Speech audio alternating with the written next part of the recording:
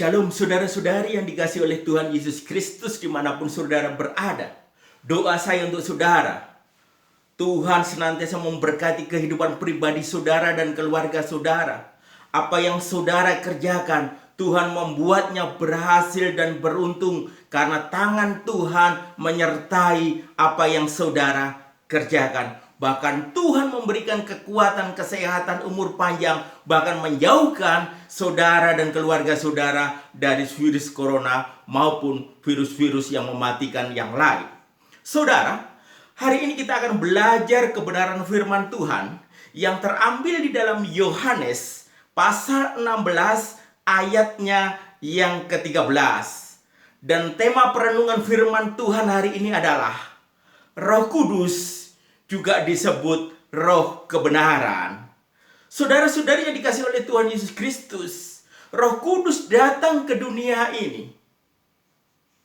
Roh Kudus memimpin setiap anak-anak Tuhan supaya hidup daripada anak-anak Tuhan berjalan di segala jalan kebenaran. Saudara, Roh Kudus menginginkan kepada kita sebagai pengikut-pengikut Tuhan Yesus Kristus. Kita tidak hanya sekedar pintar teori tentang firman Tuhan. Tetapi Roh Kudus menghendaki saya dan saudara mengerti teori firman Tuhan. Tetapi goalnya adalah kita menjadi pelaku-pelaku firman. Jikalau anak-anak Tuhan tidak hidup di dalam segala kebenaran, hanya sekedar pintar teori firman Tuhan, maka saya dan saudara tidak beda dengan ahli-ahli Taurat atau orang Farisi yang telah dikecam oleh Tuhan Yesus Kristus di masa pelayanan Tuhan Yesus Kristus. Ataupun kita bisa melihat Salomo adalah raja yang paling berhikmat pada masanya. Banyak raja-raja di seluruh dunia dan pembesar-pembesar di seluruh dunia datang kepada Raja Salomo, ingin mendengarkan daripada hikmat yang disampaikan oleh Raja Salomo.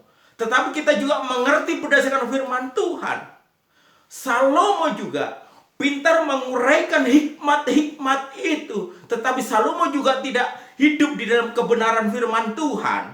Tetapi Tuhan menghendaki, dan Allah Roh Kudus memampukan kita memimpin jalan-jalan saya dan saudara untuk senantiasa hidup di jalan-jalan kebenaran. Di segala kebenaran itulah yang dikehendaki oleh Tuhan Yesus Kristus. Tentu Allah Roh Kudus akan mengajarkan kepada kita bagaimana kita menjaga hati kita untuk senantiasa benar di hadapan Tuhan. Tidak ada iri hati. Tidak ada pikiran-pikiran juga yang jahat. Tidak ada kesombongan. Juga perkataan-perkataan yang kita keluarkan di dalam komunikasi kita di sepanjang hari, di sepanjang hidup kita. Kata-kata yang keluar dari mulut kita adalah kata-kata berkat. Kata-kata yang memuliakan Allah.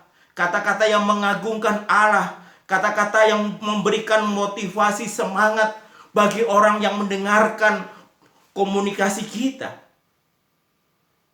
Dan tentu Allah Roh Kudus menghendaki perilaku kita untuk senantiasa benar di segala aspek kehidupan yang saya dan saudara-saudari sekalian jalani.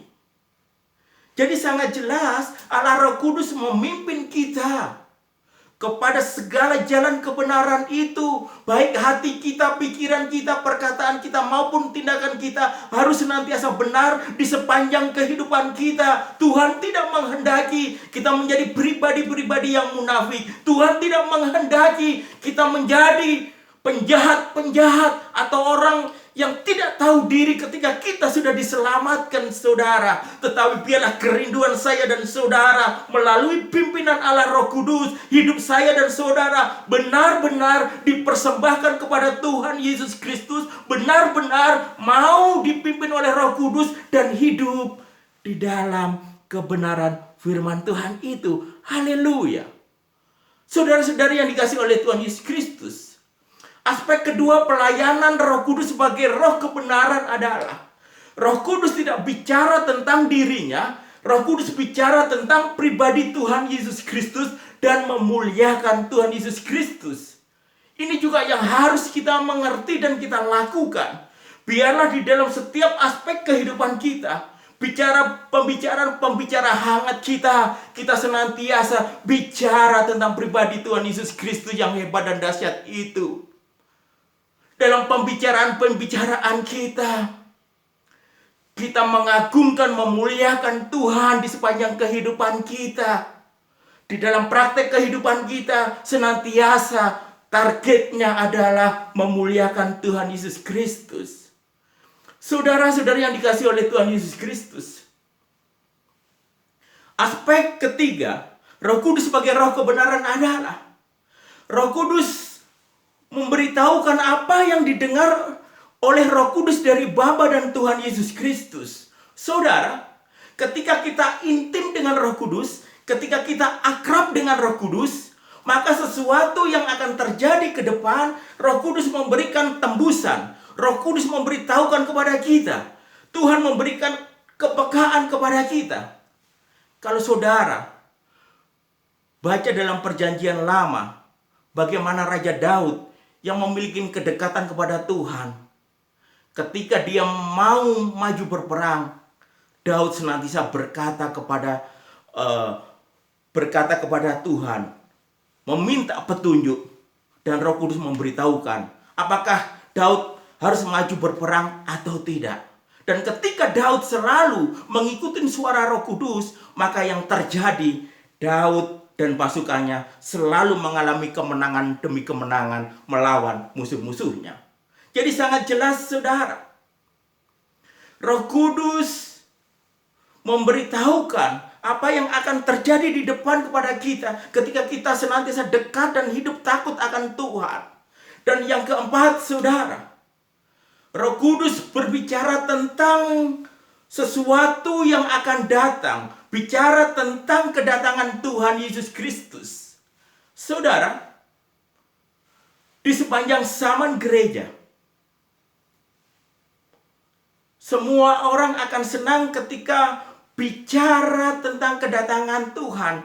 Dan memang bicara tentang kedatangan Tuhan adalah sesuatu yang sangat penting.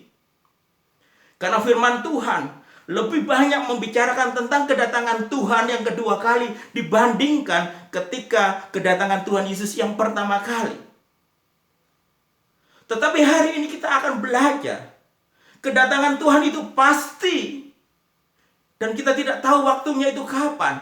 Tetapi yang terpenting bagi saya dan saudara, seperti dalam Efesus 5 ayat 27, kita menjadi pribadi-pribadi yang tidak bercacat celah. Pribadi-pribadi yang hidup di dalam kekudusan, mempersiapkan diri dengan sungguh-sungguh, dengan roh takut dan gentar kepada Tuhan Yesus ketika kita menjalani kehidupan ini. Ketika kita memahami pemahaman ini saudara, kita tidak main-main lagi di dalam menjalani kehidupan ini. Karena target saya dan saudara ingin masuk di dalam kerajaan surga.